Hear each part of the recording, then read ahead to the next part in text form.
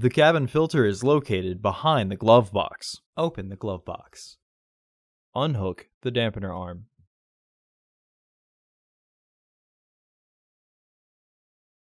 Unclip the glove box. Lower the glove box. Unclip and remove the filter housing door. Remove the old filter from the housing and clean out any debris inside. Insert your new filter into the housing, with its airflow indicating arrow pointing down.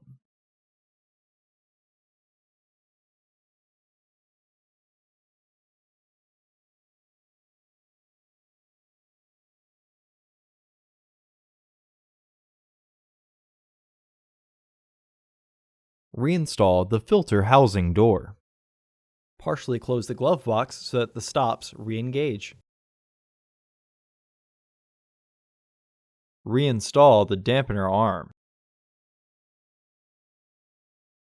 Close the glove box.